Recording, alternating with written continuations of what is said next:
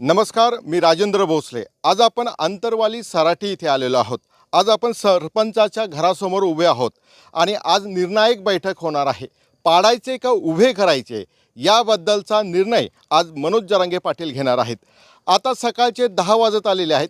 महाराष्ट्राच्या कानाकोपऱ्यातून इथे मराठा आंदोलक येण्यासाठी सुरुवात झालेली आहे। इथे काही मराठा आंदोलक उभे आहेत, त्यांच्यासोबत आपण चर्चा करूया। नेमके ते कुठून आले आणि त्यांची काय भावना आहे आणि ते काय निर्णय घेऊ मनोज जरांगे पाटील यांच्याकडनं काय निर्णय घेऊ इच्छिता किंवा त्यांच्या काय त्याबद्दलच्या भावना आहेत त्या जाणून घेऊया।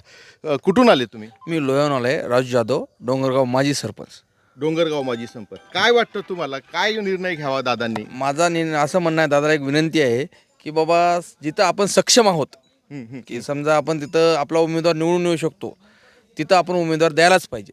कारण आपण याच्या अगोदर कोणाला दिल्ली पाठिंबा देऊन ते लोकांनी आपल्याला लोकसभेला आपण पाठिंबा देऊन त्यांच्याकडून आपल्याला काहीच मदत झालेली नाही आहे. आज एक फक्त बीडचे आमदार सोडले तर बाकी कुठला खासदार सोडले तर कुठल्या खासदार आपल्याला आज मदतीला येत आहे? कुठलाच नाही.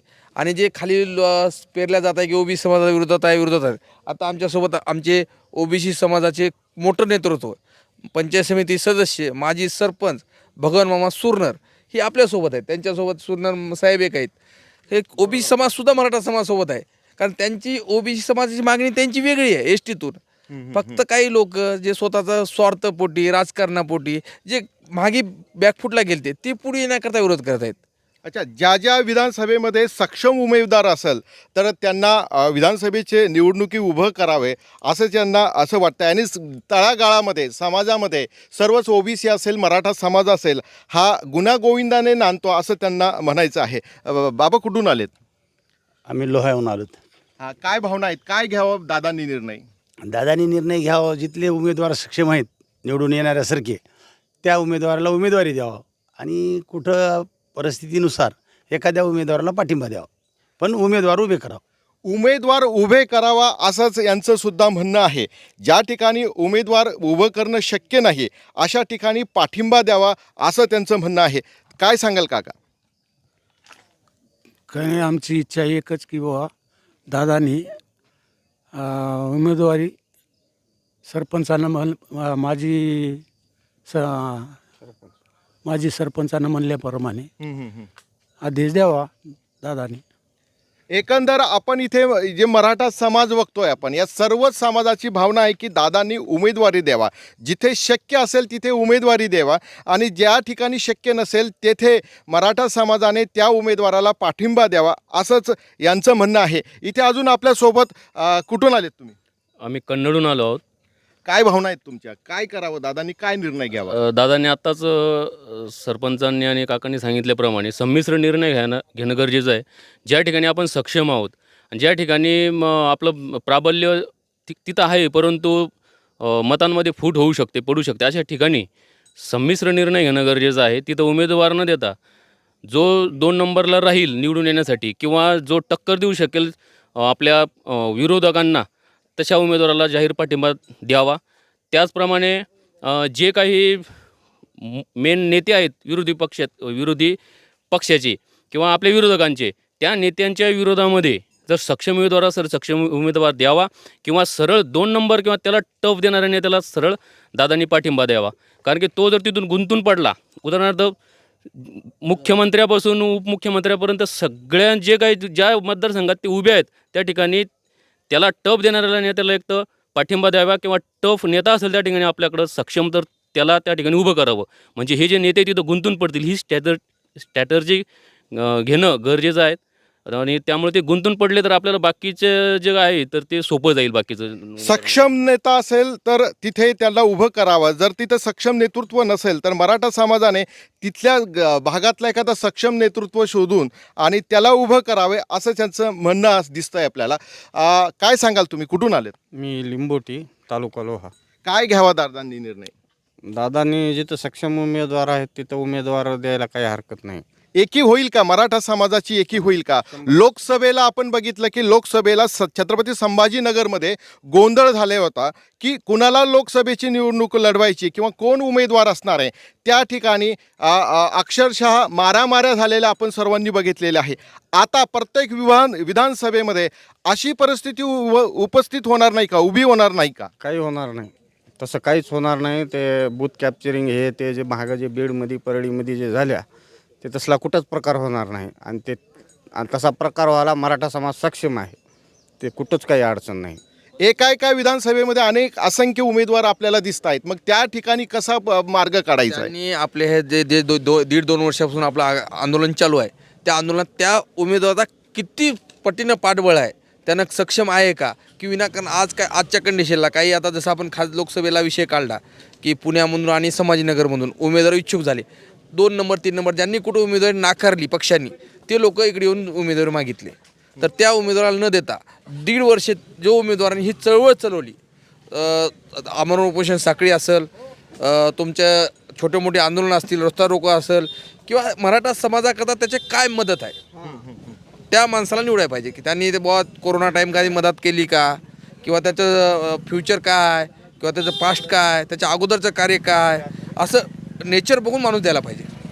एखादं यासाठी कुठली काही एक पद्धत असायला पाहिजे, निवडण्याची काही सिस्टीम राबवला पाहिजे का? 100% सिस्टम ठेवायला पाहिजे. त्यांनी फक्त सिस्टम अशी ठेवायला पाहिजे की त्याचं चारित्र्य हे निर्मळ असावे, त्यांना मराठा समाज आंदोलनामध्ये सहभाग असावा, सक्रिय, की जेणेकरून असं घरात बसून नाही, एसीमध्ये बसून आज माझ्याकडे 10 कोटी आहेत म्हणून मी उमेदवारी मागतोय अशातला, किंवा तो असा मोठा पाठबळाचा माणूस नसावा. पैसा तर लागणारच आहे. आजची कंडिशन पैशाशिवाय इलेक्शन होऊ शकत नाही. आता काही भाजपचे लोकसुद्धा उमेदवारी मागायला आले. आता विखे पाटलासारखं प्रस्त इथे येऊन संध्याकाळी, धनंजय मुंडेसारखं प्रस्त इथे येऊन संध्याकाळी दर्शन घेऊन जातात. असे लोक न घेता ज्यांनी चळवळीत, आता इथं परळीचे आम्हाला भेटले होते अजय चव्हाण म्हणून सरपंच, व त्यांचा काही तर पाठपुरावा आहे. त्याच्यानंतर ते लुगडे महाराज, आमच्या इथले पुरुषोत्तम भाऊ धोंडगे, व त्यांचं कार्य आहे समाजासाठी, ही चळवळ त्यांनी चालवली, त्याच्यामुळे त्यांना उमेदवारी द्यायला पाहिजे. संधी साधू आपलं संधी साधतील का याच्यामध्ये? अनेक चळवळीतले लोक मागं पडतात आणि मग पैसावाला असेल किंवा राजकीय प्रस्थ असेल, त्याला राजकीय बॅकग्राऊंड असेल, असाच एखादा उमेदवार पुढे यायची शक्यता नाकारता येत नाही का आपल्याला? नाही, संधी साधू यामध्ये त्यांना संधी मिळणारही नाही. आणि तशा बाबतीत जर एखादा निर्णय पाटील घेणारही नाहीत, आणि जरी यदाकदाचित घेतला तर समाज त्यांना, अशा मंडळींना स्वीकारेल असं वाटत नाही.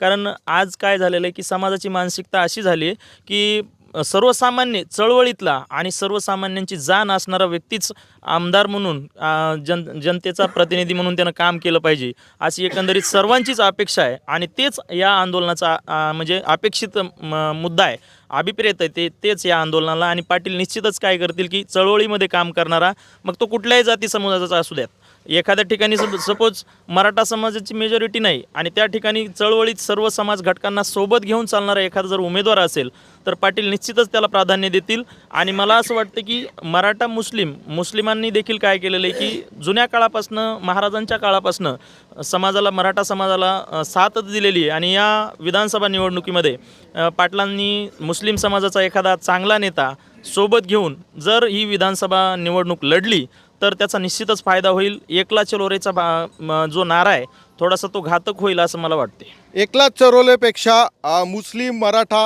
आणि महार असे 3 जाती एकत्र येऊन जर निवडणूक लढवली तर तिचा इम्पॅक्ट होईल महाराष्ट्राच्या या विधानसभेच्या निवडणुकीवर? 100% इफेक्ट होईल, त्याचा रिझल्ट चांगलाच येईल. रिझल्ट चांगला आहेत. कोण सांगता? अजून काय सांगेल? तुमच्या काय भावना आहेत? 100% तोच पॅटर्न राबवला पाहिजे. मराठा, मुस्लिम, महार. मराठा, मुस्लिम, बौद्ध अशा पद्धतीनं चालवायला काही हरकत नाही. आणि कुठंच अडचण येणार नाही आणि 100% विजय होईल. तुमच्या मते दादांनी उमेदवार उभेच करायला हवे? 100% उभे करायला पाहिजे. आमच्या तर मतदारसंघात आज सक्षम उमेदवार आहे पुरुषोत्तम धोंडगे. मराठा मुक मोर्चा असो, ठोक मोर्चा असो, किंवा जरांगे पाटलाचे आंदोलन असो, त्या माणसानं भरपूर मदत केली आहे समाजाच्या माणसाला, अडचणीला, ह्याला त्याला. डोळ्याचे ऑपरेशन केले, कुठला जाती धर्म बघितला नाही, सक्रिय म्हणजे सक्रिय आणि सक्षम उमेदवार आहे. तिथं आमच्या जिल्ह्यामध्ये बक्कळ मोठे प्रस्ताव आहेत.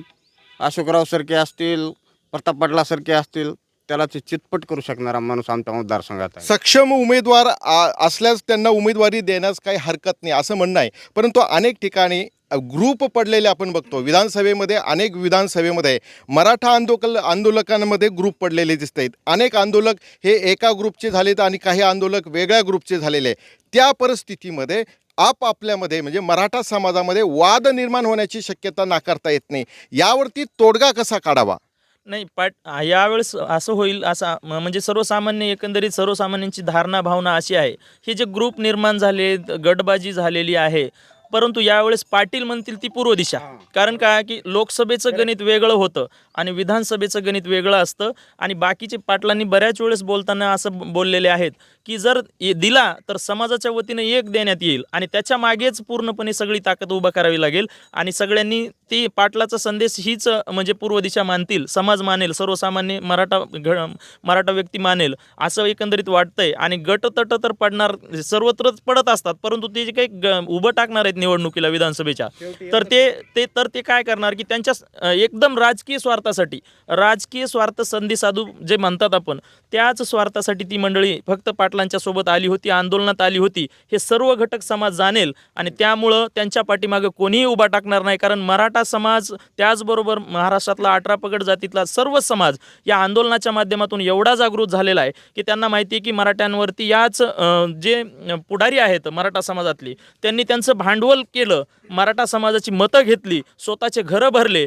स्वतः मोठे झाले आणि समाजाच्या तोंडाला पाणी फुसण्याचं काम त्यांनी केलेलं आहे. समाजाला कुठल्याही पद्धतीचा फायदा त्यांच्या माध्यमातून झालेला नाही. फक्त निवडणूक आली की यांना समाज आठवतो. आणि पाटलांचं आंदोलन म्हणजे फक्त काही राजकारणच नाही, सर्वसामान्यांचं आंदोलन आहे. पाटील सर्वसामान्यांचे प्रश्न घेऊन लढतायत आणि 100% या आंदोलनाचा फायदा सर्वसामान्य जनतेला आणि सर्वसामान्य व्यक्तीला चळवळीतल्या झाल्याशिवाय राहणार नाही. सर्वसामान्याला या आंदोलनाचा फायदा होणार आहे. एकंदर महाराष्ट्रामधील मराठा समाजाचं एकंदर मत झालेलं आहे की पाटलांनी उमेदवार उभे करावा. ज्या ज्या ठिकाणी सक्षम उमेदवार असेल तर त्या सक्षम उमेदवाराला पाठिंबा द्यावा किंवा सपोर्ट करावा आणि जिथे सक्षम उमेदवार नसेल तर त्या परिसरातला मराठा समाजाने त्या परिसरातल्या एखाद्या वेगळ्या उमेदवाराला वेगळ्या जातीच्या उमेदवाराला सुद्धा पाठिंबा द्यायला हरकत नाही. आणि आपल्याला सांगितल्याप्रमाणे की ज्या पद्धतीने वेगवेगळे गट पडलेले आहे, पाटलांचा शब्द हा अंतिम जर मानला तर अशा प्रकारचे गटसुद्धा पडणार नाही असं या बंधूचं म्हणणं आहे. तुमचं काय भावना आहे? आमची भावना एकच आहे, ज्या ठिकाणी आपण मनोजदादांनी जे उमेदवार देतील ते योग्य देतील आणि जे कोणताही उमेदवार दादांनी देतील ते आपल्या मागं कायमस्वरूपी राहिला पाहिजे.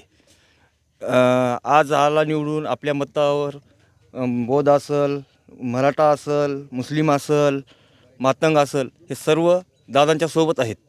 त्याच्याकरता जे उमेदवार देतील दादा ते उमेदवार योग्यच निवडून देतील. जे उमेदवार दादा देतील तेच योग्य देतील. एकंदर आपण बघितलं की मराठा समाजाने उमेदवार उभे करावे, पाडाचं हे सोडून आता उमेदवार उभे करावा अशा प्रकारचा पवित्रा घेतलेला आपल्याला दिसत आहे. मी राजेंद्र भोसले, कॅमेरामन सचिन जाधवसह अंतरवाली सराटी.